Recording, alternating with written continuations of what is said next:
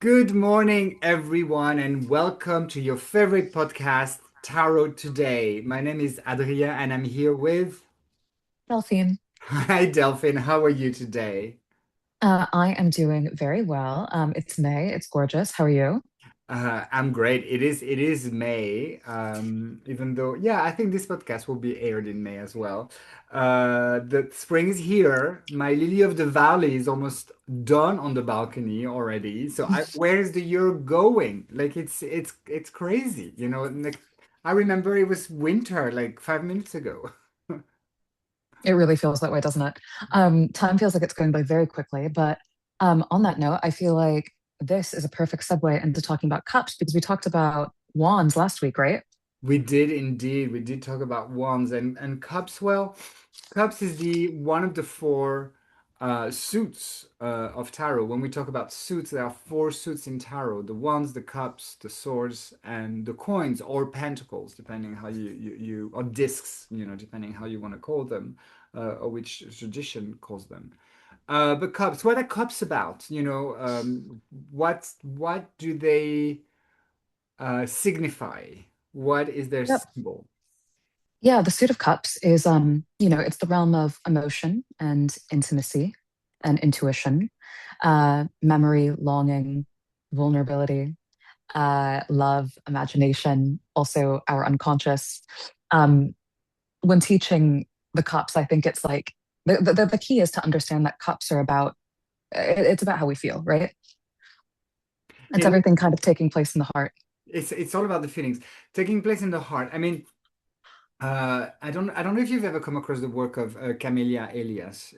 She's a wonderful writer, and she talks about how cups. I mean, she also talks about the cartomancy, right? So cups are the heart, right? And with heart, the heart pumps the blood, pumps the liquid in the body, right? So it's all about emotions. It's all about how we feel and how we connect to people, how we flow or not flow as well, because sometimes the flow is not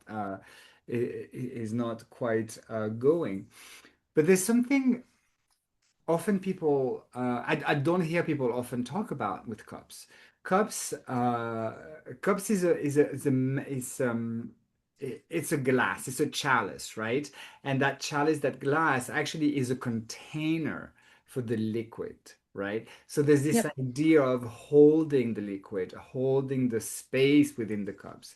And this always make me think very much of what Aquarius is about in the zodiac signs, because Aquarius is a fixed air sign, but is also the most maybe connected to emotions, I would say, because is a water bearer and holds the cup where he pours the water from. So there's really something about the cups being able to hold the space and carry the feelings, and because water in itself sort of like always aims to circle around itself, right? It's shapeless, right? But it makes a circle. Whereas the cups allows us to carry and hold the emotions, to understand the water. So depending the amount of cups or the drawings you're going to be seeing on the cards of cups, it dictates how, or it informs more than dictates, it informs how we're going to be reading that specific number and that specific card of the cups. I don't know if that makes any sense, what I've just No, blabbed. no, no. I think that's beautiful, and I think that makes complete and total sense. Complete and Ah, total cool. sense. Yeah, yeah. I mean, basically, it's like yeah, like I mean, cups are the emotional body. Couldn't have said any of that better myself. But yeah, so like I mean, if wands, which we talked about last week, are spirit and desire, and swords, which of course we haven't actually come to yet, are thought and conflict, and pentacles, of course, are our material reality. Then cups are emotional truth and also relational experience, psychic receptivity, and also just the movement. I think that you said beautifully of feeling. Yeah, absolutely. There's something extremely spiritual, also with the cups, I feel. It is emotions, but also um, when you think about the high priestess, she's very much.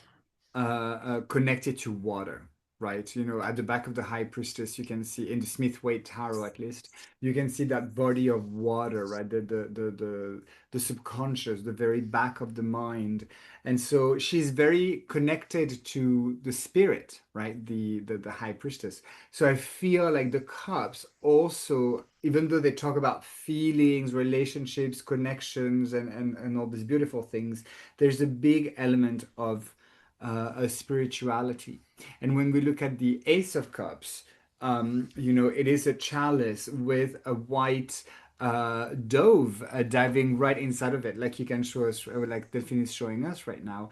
And this is the idea of the Holy Ghost entering, descending, right? It's a very Christian symbol here that we have with the Smith weight. Um, yes, what do you think, Delphine? Yeah, I mean, I think that, yeah, the ace is all about like emotional opening. And that's primarily the way that I see it.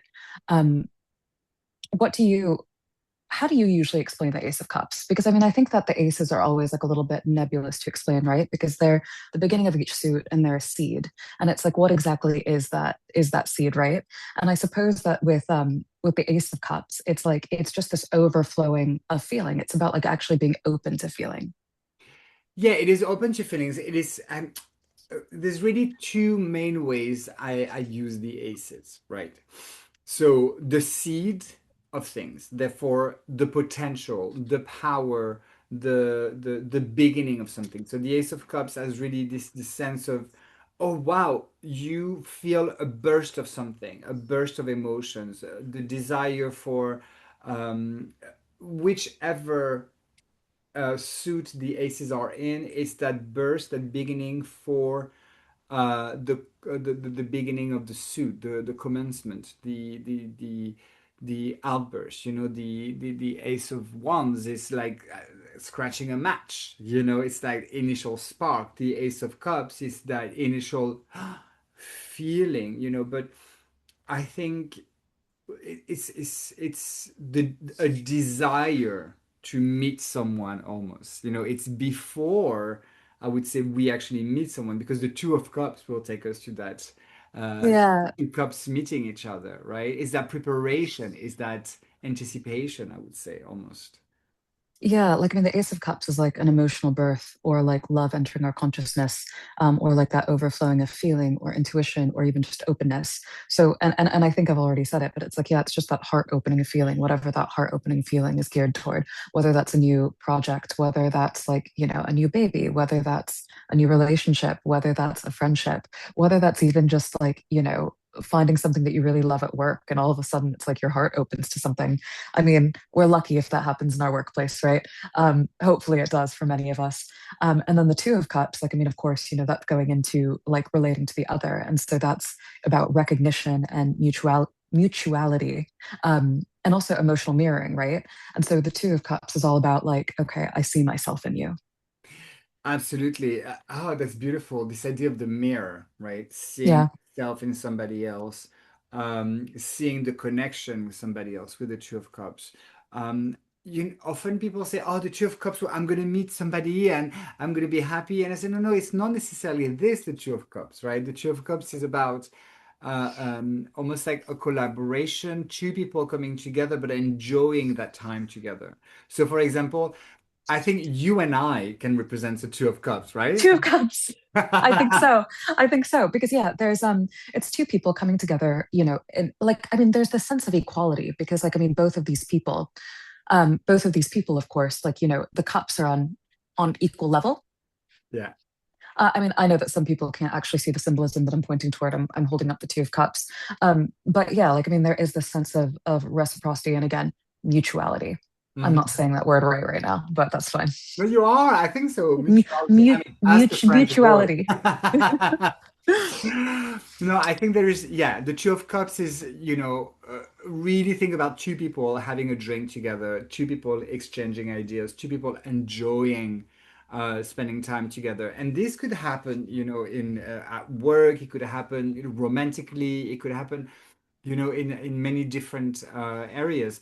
And I think it's not about, we have to be careful to not pigeonhole those cards, seeing one of the cards and saying, oh, I'm going to meet the partner of my dreams. No, it's not necessarily this. The Two of Cups, there is a meeting, there is an exchange, there is an equality, there is a same levelness, if I could say that. And that is um, uh, and that is the following from the Ace of Cups. The Ace of Cups has this desire, to the cup overflows in the Ace of Cups, and there is the Holy Ghost entering the cup and therefore giving you this inspiration, this love, this excitement that then you want to maybe share with somebody. My excitement of tarot and the need to do a podcast made me give you a phone call. You're like, come on, Delphine, let's do this, and here we are in the Two of Cups, and then every time we finish recording an episode, we're like, yes, girl, it's time for a drink.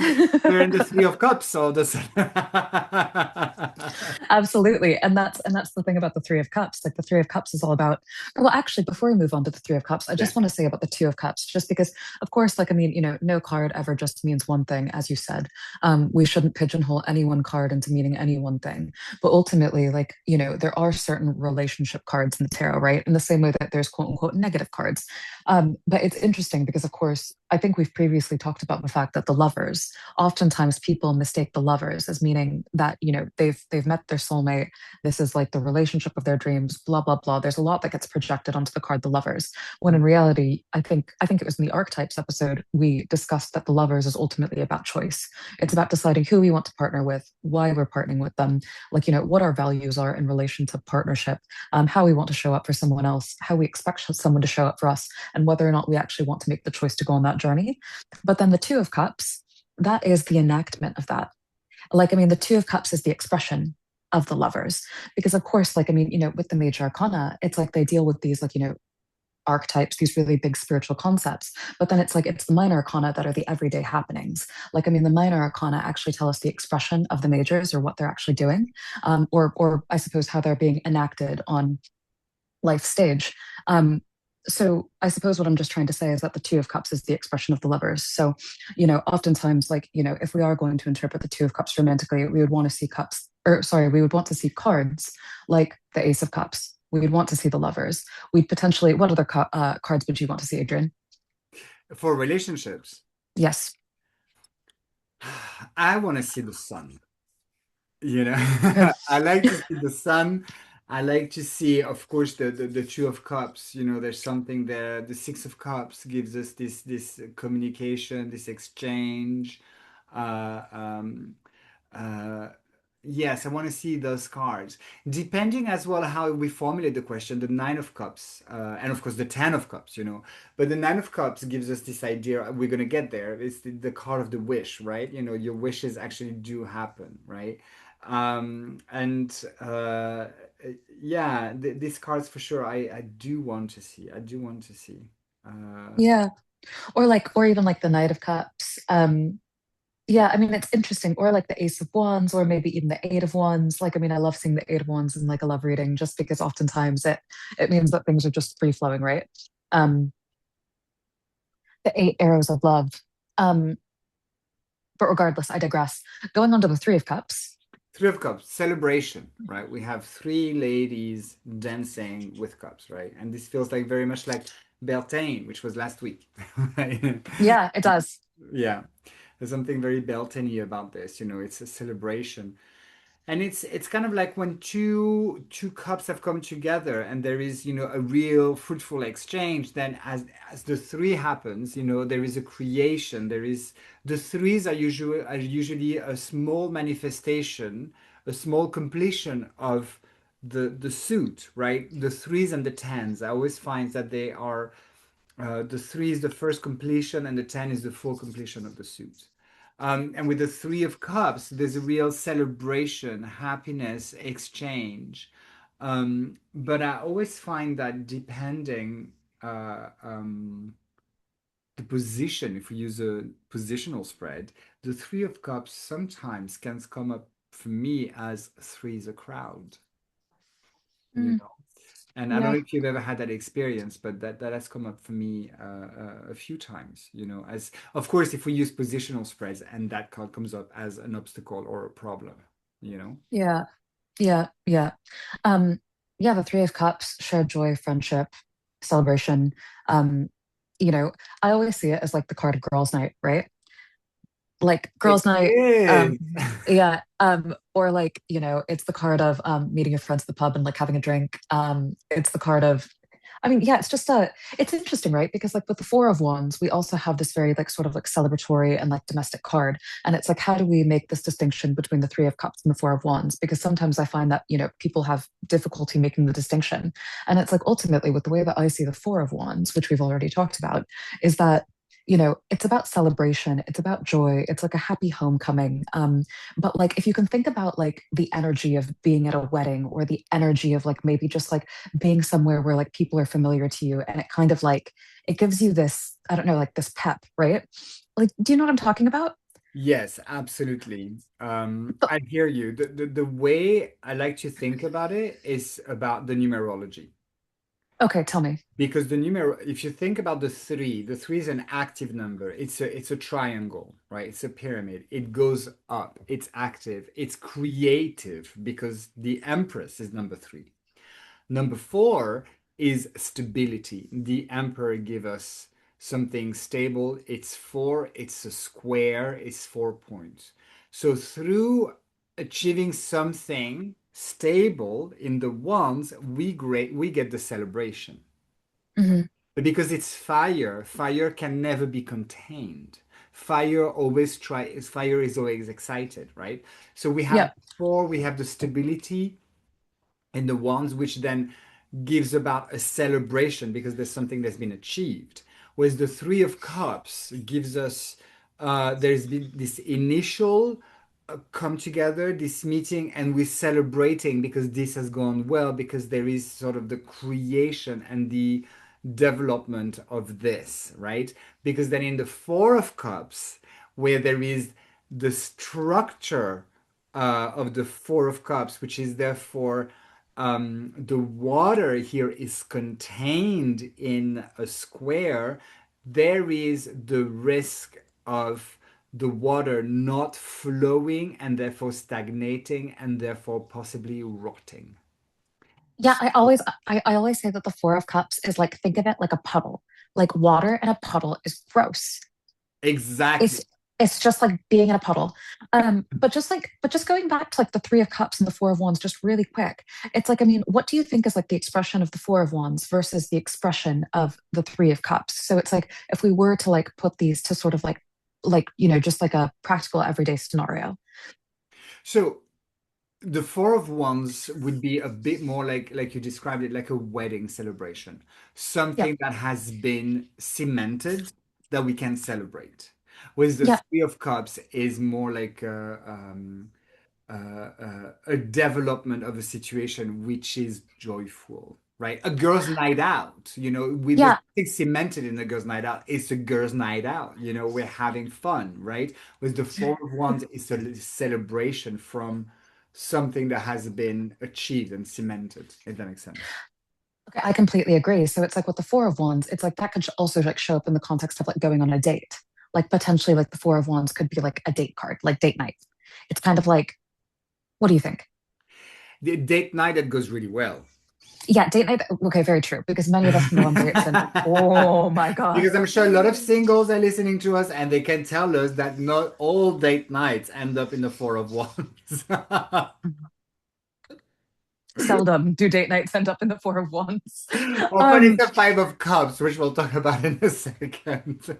yeah, or sometimes you just drink from too many cups and it's just like, oh, when you Yeah. have to when you just have to get drunk because it's such a bad date. Jesus. Um, but yeah, it's like, I mean, I love that. It's like, I mean, the Three of Cups, with the way that I see it, it's like, I mean, the Three of Cups, it's like, when you haven't seen your friend for a while and you just like have like a catch up at the pub and it's like, it feels like heart opening, but it also feels like expansive and there's tons to talk about and it's building upon, kind of just like this previous connection. It feels like it has this energy. It feels like it's sort of like going somewhere. It's just very heart nurturing, I find. So it's like the Four of Wands is like a little bit more exciting. But also excitement that's kind of stabilized, like a wedding, like an event, like a joyful, just date, for lack of a better word, but not necessarily even a romantic date. Like, I mean, if you can just even think of like, something that you've had planned for a while, like, I mean, perhaps it's even going to the aquarium or going to the zoo, or, it's some kind of occasion. It's like an occasion of some sort. Yeah. Whereas like the Three of Cups, like, I mean, I suppose uh, what I always think of with the Three of Cups is that it's not necessarily about what you're doing. It's about like how you're doing it, if that makes sense. Mm-hmm. But anyway, I Yeah. think this is a little difficult for me to explain right now. But anyway, on to the Four of Cups, the puddle. The puddle, the Four of Cups, the puddle. It's interesting how I kept thinking since we started this recording that we are in the energy of the cups, the energy of water. And we are not it's not that there's a lack of structure, there is a real feeling of the flow of the energy of water happening here. And it's always very interesting when we talk about something specific like this. If we talk about the moon, then you're gonna feel the chaos. If we talk about the cups, there's this sort of back and forth ebb and flow. Oh yeah, we're going to talk a little bit about this, and then we're going back and forth, and it really so I do invite the listeners to tune in this energy, which is sort of coming out, of nowhere, which we hadn't planned, and it's kind of palpable. But yeah, the Four of Cups, the puddle. We have a chap sitting with three cups and he's not accepting the fourth cup, right? Out of nowhere. So he's not accepting the opportunity. He's comfortable where he is. He doesn't want to do any more. And he's kind of, yeah, he doesn't want to go further because in the four, it is a puddle. It's where the water doesn't really flow enough and it stagnates. It's not really comfortable, right? Yeah, I mean, the Four of Cups is, I mean, absolutely everything that you just said. It's about emotional stagnation and it's about disconnection. It's about a sense of apathy. This is like when emotions turn inward. I mean, ultimately, I think the main advice in like the Four of Cups is like, okay, make sure that, you're open to opportunities or that you don't let them pass you by. I mean, I think that we've all been in a situation where something amazing has come by in our life. And it's been like an amazing opportunity, either with a person or like a friend, or maybe an event, or maybe even a job offer. And for whatever reason, like we have just been emotionally in a place where we're stagnating and we just can't quite accept that blessing. Mhm. Um, so, I know that one time I dealt with the loss of a parent. And of course, when we deal with the loss of a parent, it's like, I mean, everything just kind of becomes numb. It's like everything is numb. And it's like, you could have invited me to the best music festival ever. And I love a music festival. And I just would have been like, nah, I'm gonna go sit on the couch. Yeah, that is Um, very Four of Cups energy. You're absolutely right. I think you really nailed it there. The numbness of the Four of Cups is very, yeah, um, yeah, I think it's, this is, yeah, very accurate. yeah. Yeah, like you've eaten too much cake, you literally can't eat anymore. Like, when somebody's just had, I don't know, like for example, maybe even just like so many partners, like just so much casual sex, they kind of feel like they've seen everybody, like, just like so much experience, like, been there, been around the block 5 times, 12 times, 18 times, whatever. And, and it's just kind of like, it's this feeling of like just not being excited by anything anymore. Mhm. Um, and like, I mean, or in the context of like, a work situation, like, I mean, if you're in like a position where you've been offered a raise, but ultimately it's just like the role itself is not worth it, you don't like going to work, don't want to do it anymore, and ultimately nothing is really going to make that better. It's about the fact that you're being offered something but you just can't really quite accept it with like the fullness or the openness that was actually present in the Ace of Cups. And it's interesting, right? Because it's like that Ace of Cups again is being extended to you all over again. It's like your heart could open, Yeah, but you're just you're just stagnating. we just won't take it. It's exactly in the Ace of Cups, we're being offered a cup, we're being offered a heart, we're being offered an emotion. In the Four of Cups, we do not accept it. We don't take it. Absolutely. Absolutely. which then pushes us towards the Five of Cups. And the fives in the four suits are quite disruptive, right? Because this comes from the Tree of Life from Kabbalah. For those who are familiar with it, this is the sphere of Gebura, which is the sphere of severity, which is it presents difficulties, right? I think this is an episode that we need to do, on the Tree of Life and understanding how this all work. Yeah. So the Five of Cups, we have a chap standing with a black cloak, looking at three spilled cups. And behind him or behind them, because we don't really know, we have two standing cups, but the character is not looking at the two cups that are not spilled. So usually the Five of Cups talks about a disappointment, something that's not really, if we had the three cups dancing with the three ladies, here we have the three cups which are being spilt, right? And we're thinking, oh, I've lost everything. Where actually, you haven't. You're just not focusing on the right thing. You're not focusing on what you still have and what could be brought home, which is the two cups.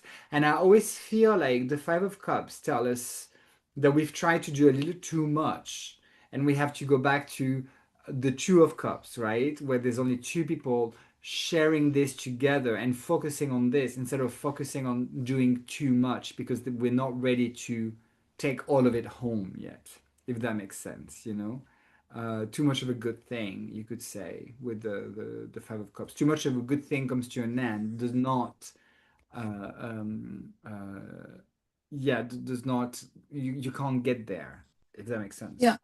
Yeah. No, absolutely. The Five of Cups, it's about loss and grief and the pain of attachment, really. Um, it's interesting because, like in the tarot, we have these cards like the Five of Cups, and then we also have the Three of Swords.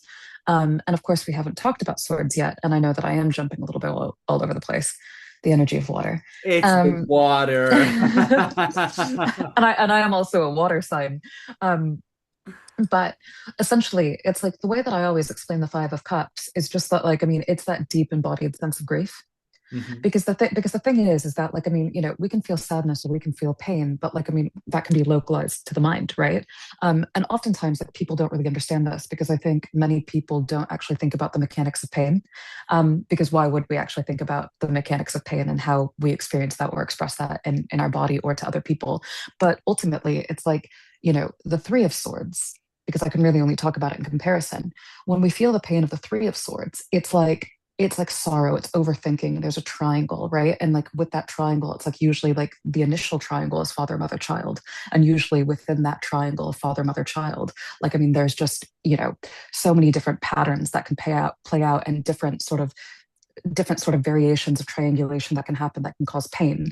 And that pain can make a template in our mind, right? And then we just kind of like use that template to just kind of like overlay other painful experiences as we move through life onto that initial triangle. So it's kind of this idea that we have an imprint and then we're just kind of like playing a loop that's already existing within us that we inherited from when we were quite young.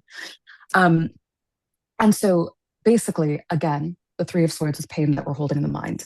It's like it's overthinking about, okay, why did this person break up with me? But we don't actually have feelings for them, right?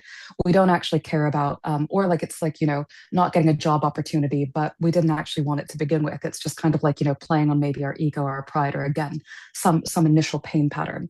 But then with the Five of Cups, this is like genuine loss. This is genuine grief. It's like when my when I've lost any cat, and I've had multiple cats throughout my life, and luckily they all lived long and happy lives, and I loved each one individually. But like when my cat died, oh my God, it was this deep body grief. It's like my heart hurt. It was heavy. I could not stop crying. People would try to talk to me about things. I would just burst out into tears and walk away.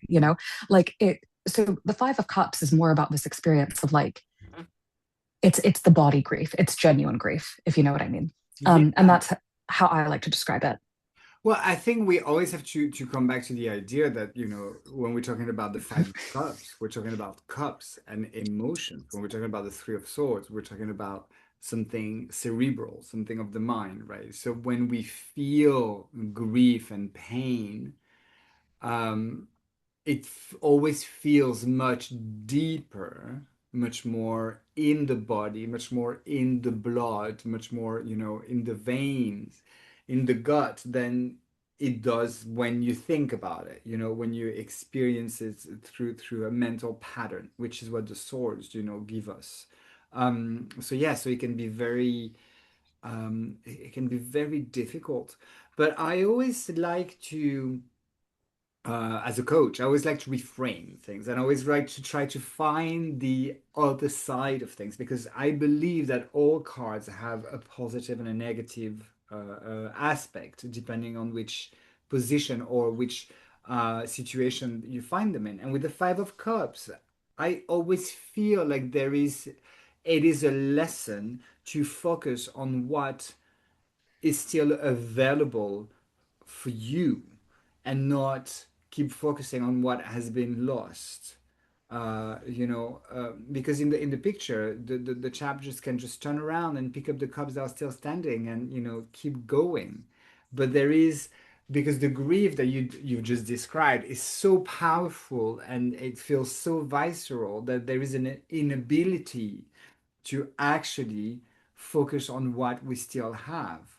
And the Five of Cups really talks about this deep sense of pain that makes us unable to turn things around by ourselves. You know. Yeah, I mean, I've definitely seen the Five of Cups also, like, yeah, definitely appear when, people have also just been wallowing in their grief, kind of as you've been saying. And it's like, at the same time, like grieving is a very important process. Hmm. It's a very, very important process. So we never want to, of course, diminish it, which we're not. But at the same time, like, there is still this attitude of just kind of like, okay, you can't, I mean, like you said, you can't continue to wallow in what has been lost. It's like you do just need to turn around and be like, okay, like, this is something that's happened. I'm gonna, go ahead and turn around and actually just like focus on what I can do now and be proactive. Yeah, and it's not like you're forgetting the pain, the loss of a family member, the loss of a lover, the loss of a pet. You expand your consciousness to welcome new experiences. You don't forget, this experience, which is then taking us to the Six of Cups. Now, the Six of Cups is a bit of a tricky one for people to understand. Memories, Nostalgia, nostalgia. sentimentality. Yes, there is And a very clear exchange in that card, right? The sixes, there is a balance with the sixes, and the sixes are about communication and exchanges and, moving forward or finding a sense of harmony with the sixes, right? How would you describe the Six of Cups for our listeners? yeah. So with the Six of Cups, we have two children on this card, and I think that's like very important, right? We have two children, and one is giving the other a gift. And one thing that I love is there's this guard walking away in the background, which I love because there's the sense of letting your guard down with the Six of Cups. What I always say is that the Six of Cups is like the card of like the inner child. So again, there's a strong sense to memory and nostalgia. Like whenever it shows up in any reading for me, even if it's like a career reading or whatever, I always say that the Six of Cups has a link to the past. There's some kind of link to the past. So whether you're going back to a job that you've already had before, or whether you're going back to an old relationship that's kind of already somewhat established, or whether there's like, an old connection, like even like a friendship that kind of comes into the present. Like, I mean, there's sort of like a link there. But ultimately, like the Six of Cups, like the feeling of it is like that happiness and joy that sometimes we feel that, it's childlike. It's like, even though we're adults and we're very much into, well, no, we're both 27. We're not very much into adulthood, but regardless, um, but regardless, uh, like there's a sense of like, I'm sure that like we've all had that relationship before where we've sat on the couch with the person and we're just sitting there laughing about nothing. Like we're eating chips, we're in our pajamas, we're laughing about nothing. Like there is like it's just like this sense of fun and sort of like silliness, but it comes from like this deep sense of comfort. Like I mean, the Six of Cups for me is like, it's like watching Scooby Doo. It's like wearing my like ugly pajamas and, just kind of like being myself and like petting my cat and like doing comforting things, like I don't know, putting on a face mask or whatever, right? Or like, but doing that with somebody else, it's like there's the Six of Cups is like ultimately just about like that feeling of actually, I mean, I know that I'm repeating myself, but that feeling of letting our inner child out with someone else. Hmm. And like, and that's the true test that like, you found someone incredible. It's like when you can actually get into that space.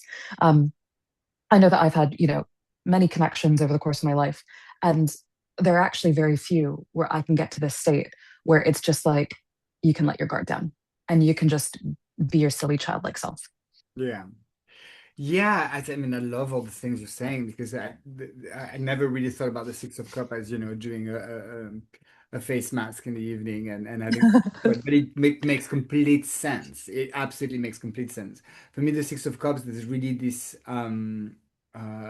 if we look at from 1 till 10 as a story that develops, the Six of Cups says, remember why you first did it.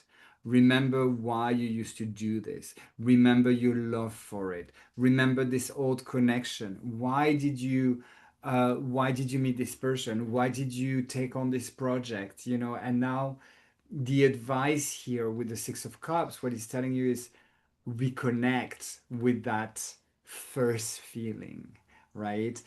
So nostalgia also often has a bit of not a negative connotation, but there's something a little bit sad about nostalgia, right? There's something a bit it doesn't have to be, but it always feels a bit like this. And for me, the Six of Cups goes a bit beyond that. It's not about missing the past, but about reconnecting with that pleasure of why you first started or initiated this project or this whatever it is, right? Because sometimes we lose ourselves a little bit. I mean, I used to be a performer, and I've performed, for many many years. And sometimes when I mean, I can think about, performing on the West End when you do, how many shows? 8 shows a week. There's a point where it just becomes like being at the factory, and you're keeping things alive and new at each performance can really be a challenge.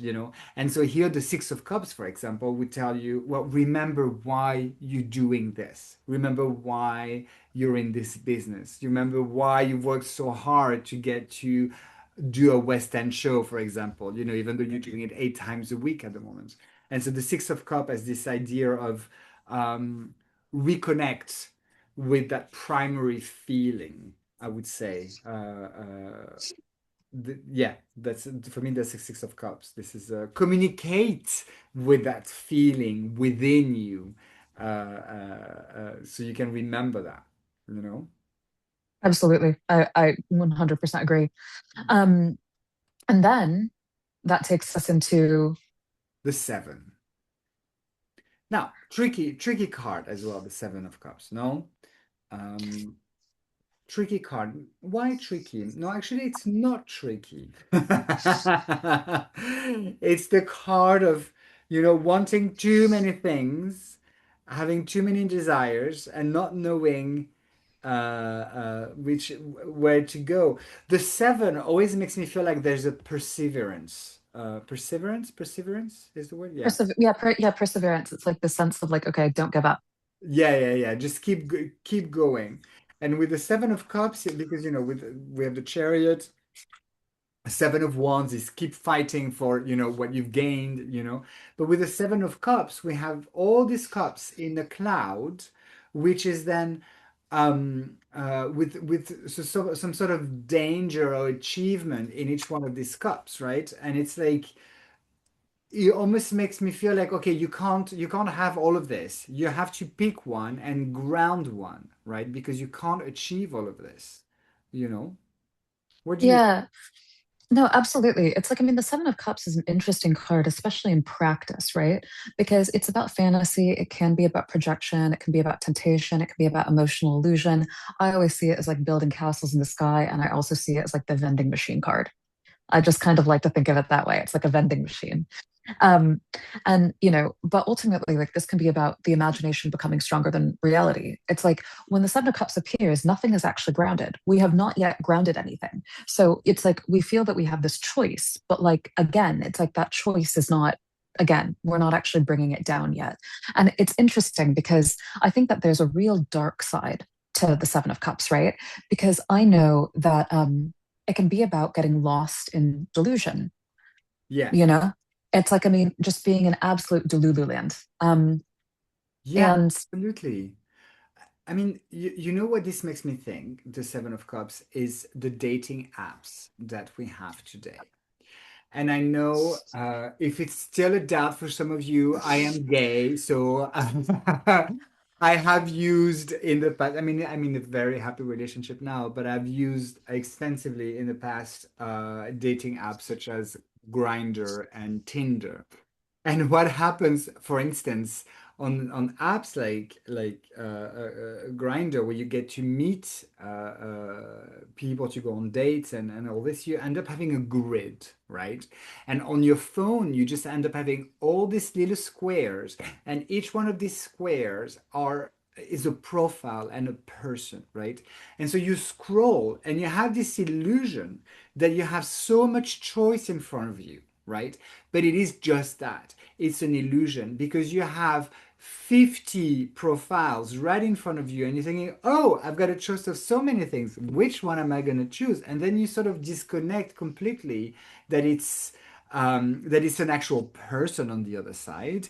And then you have the illusion that you have the choice that you can choose. But actually, what are the odds of you really liking somebody and this person liking you back? It doesn't happen every day.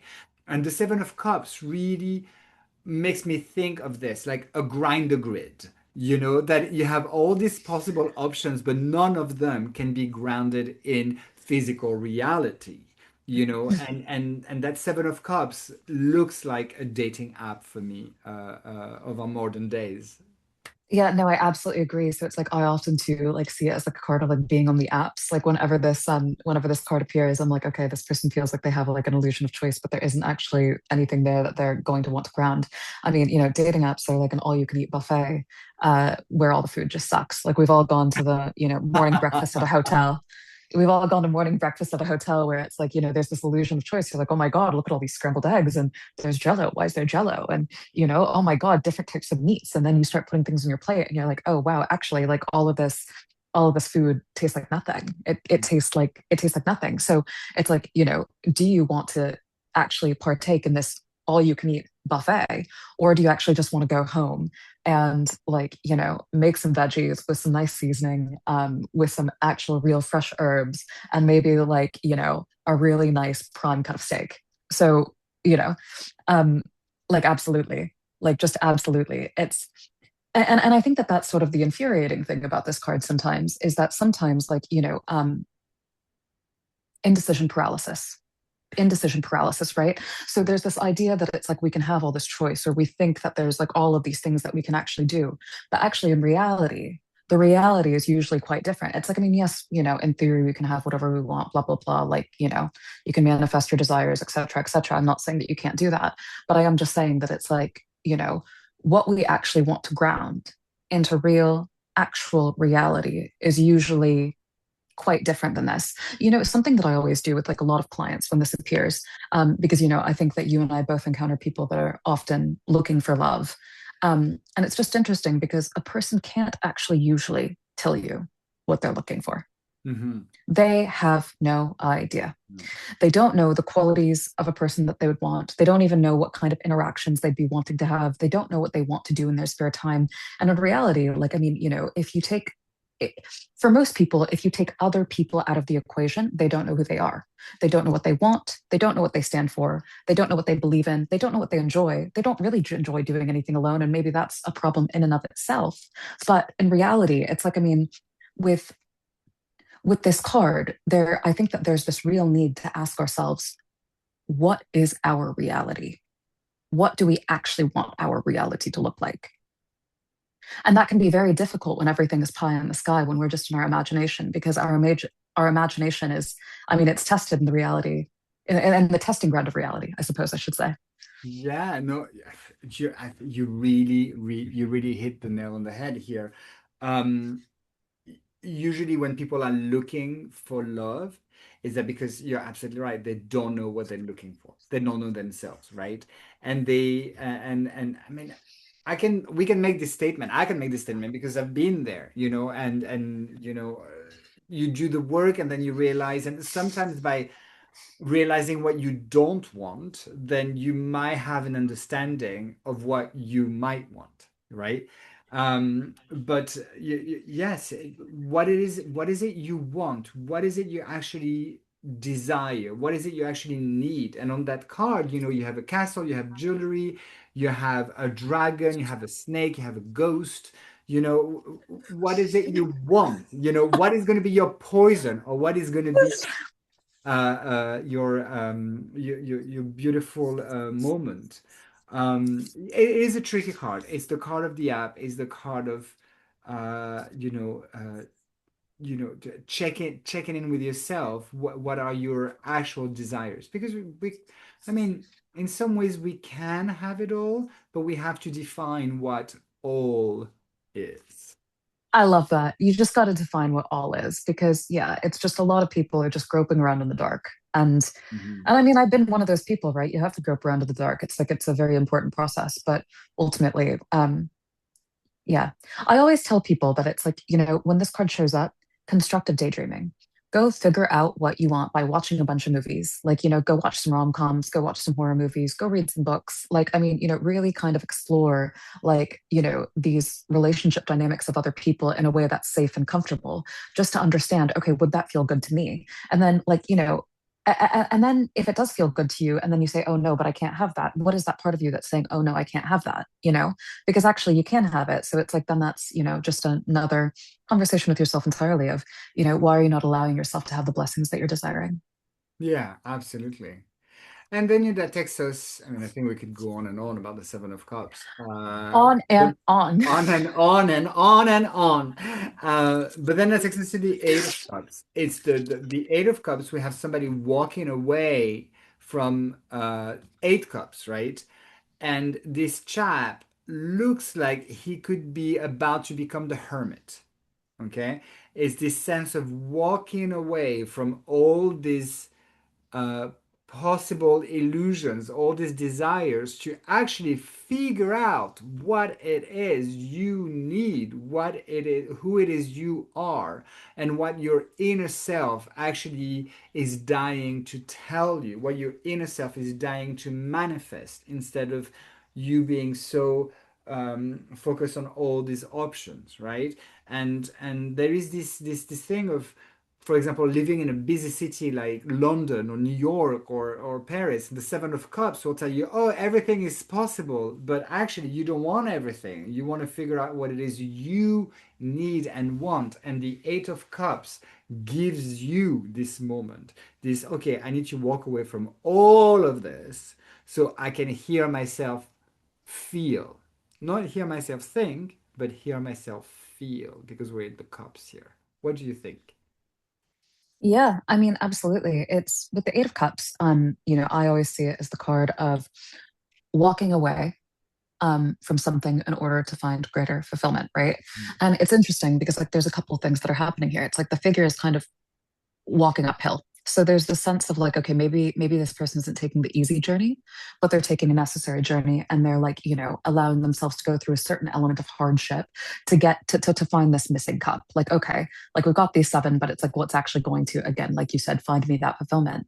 And then it's also interesting because we have this moon in the corner, right? And the Rider-Waite-Smith, we have what looks like maybe like a full moon with the crescent moon, and like I always see it as like an eclipse, like there's some kind of eclipse that's happening, or that the moon is actually traveling through the phases. And it's interesting because we talked about the Four of Cups being the card of the puddle.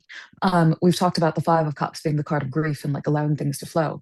But ultimately, in every single card, not just the cups cards, but in almost every single card in the tarot, or at least in the Rider-Waite-Smith, you'll see water.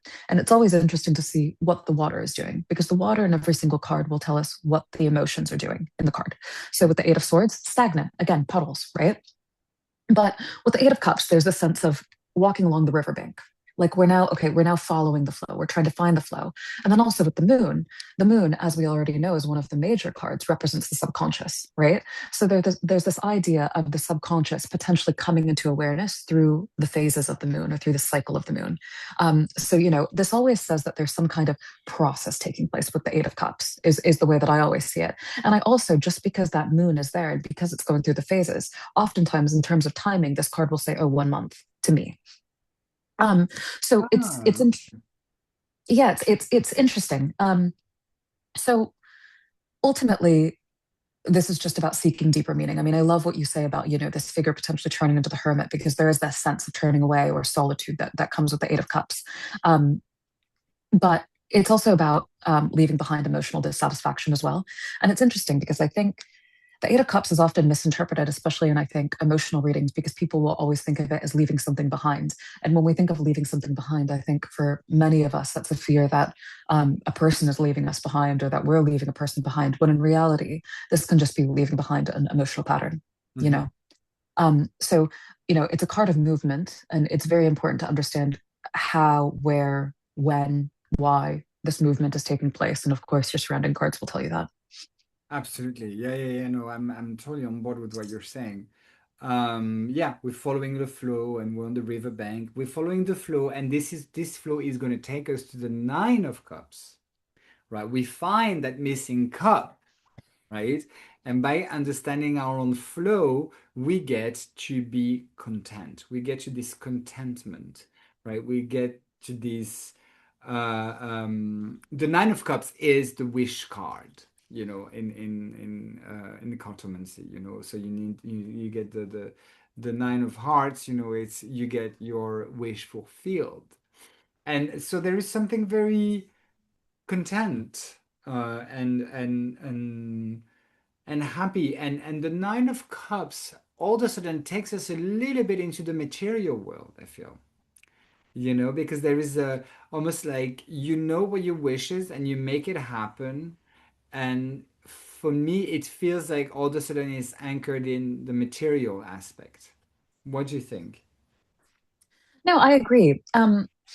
It's like, it's funny because it's like, is this a genie? Like, I mean, personally, I love the Nine of Cups because whenever I see it, I'm like, I'm gonna get what I want.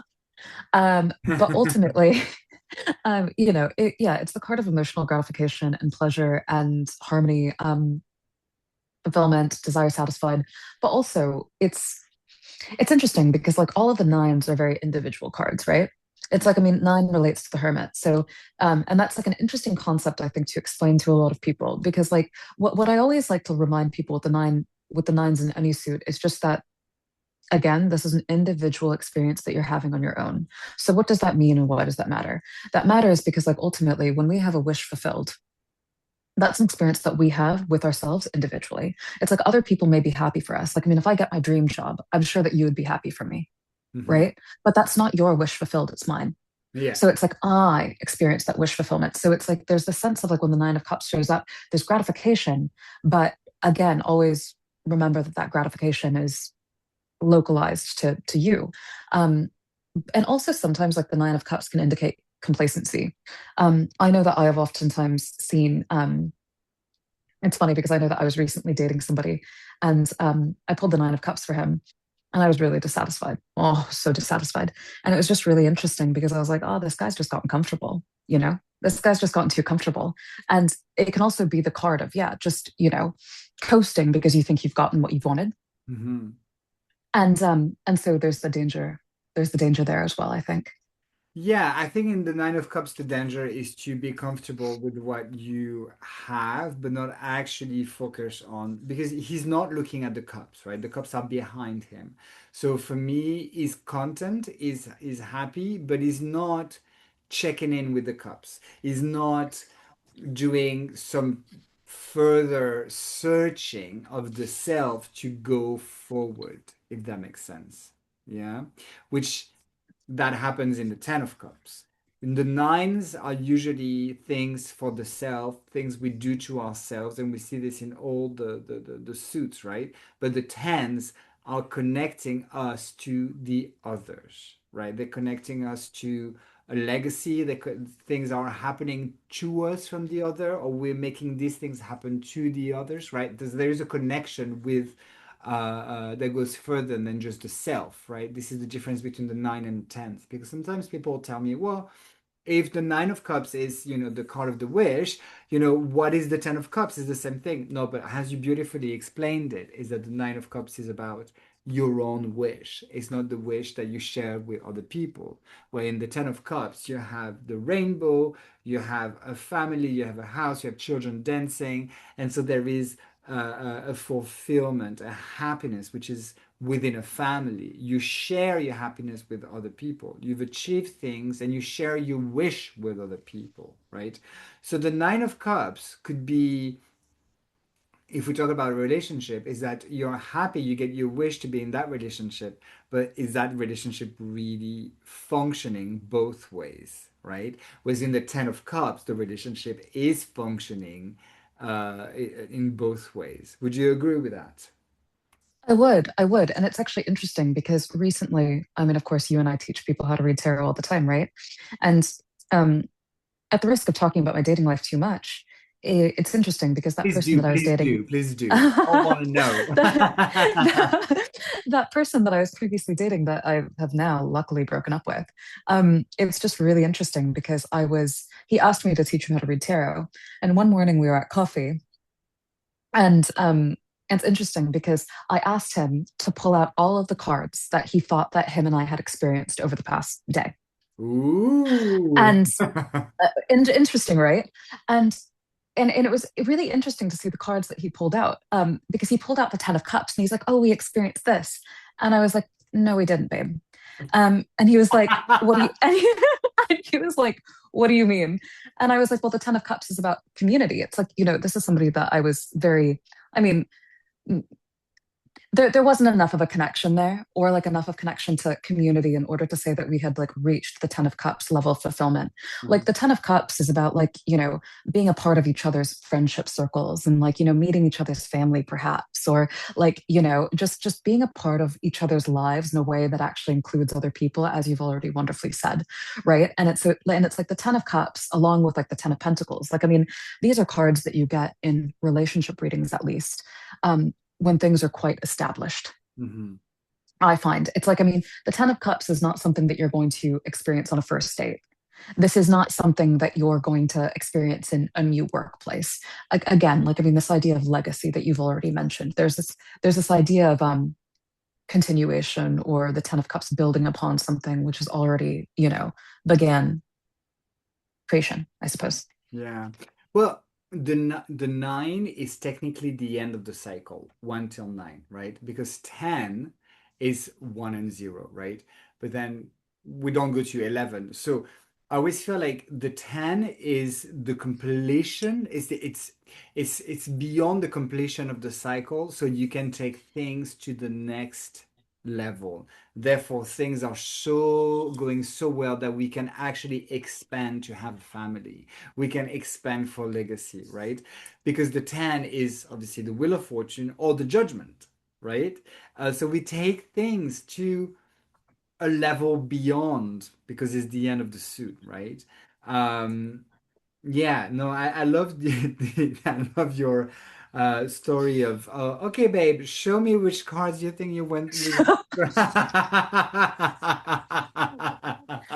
Oh, it was so So, funny. so Oh, guys, wait. if you're out there listening and thinking to send a little message to Delphine, just make sure you know your cards and what you're going through because she Know your cards. Know your cards. Know how you feel about yourself. Know how you feel about me before you slide into my DMs. But regardless, on that note, it was very interesting. Just on that same note, that I asked him to do a tarot reading, and it was interesting because I asked him, "Okay, where is this relationship going?" I already knew where it was going, which was an ending. But regardless, he pulled the Emperor, the Chariot, and Death. How Oh, would you interpret that? the Emperor, the Chariot, and Death. So if I'm looking at it as an evolution, the emperor is actually setting up a structure so we can move forward, but all this is falling apart, right? Because there is I would almost say that his rules what mattered within the relationship, and there was no space for you to bring your energy into it. And actually, Adrian, that's precisely what happened, which is why, which is why, which is why we got to the death moment, which is interesting, right? Because like, I mean, again, I know that we're talking about cups, so we won't go too deep into this, but I want to be very nuanced with the cards where, death doesn't always mean an ending, but it means that something cannot continue in the way that it previously existed. So it needs to be reborn into something else entirely. Mm. Sometimes that means the next stage, sometimes that means a definitive ending. When you have two cards like the Chariot and the Emperor, which are already so controlled, Hmm. you know, it's kind of unlikely through that progression Yeah, yeah, yeah, that that death would be in a continuation. yeah. And so immediately when I saw those cards that he had pulled himself, I was like, ah. But anyway, um, You're like, I am a free woman. You will not control this narrative, you know? absolutely. Yeah. Oh, wonderful. Well, I'm glad you're not in that controlling relationship anymore, and that I am sure that now when you see this coming, you'll know immediately what to do. But yeah, this is the end of the cups. Is there anything you'd like to add, Delphine, before we... No, I don't think so, because I think that we pretty much covered it all. It's like, you can't talk about cups without talking about love, emotion, feelings, relationships, friendships. Like, I mean, ultimately, the cups are an emotional experience and, it's an ebb and flow, much like this episode ended up being. You go backwards, you go forwards. Like, the emotional process isn't necessarily linear. Two steps forward, one step back, hopefully, maybe three steps forward the next time and only one step back. So, but One yeah, can hope. One can hope. Yeah. one can hope. Great. Well, thank you so much for sharing this time with me, Delphine, and I will see you next week for our next episode. Can't wait. See you then, Adrian. Bye bye. Bye.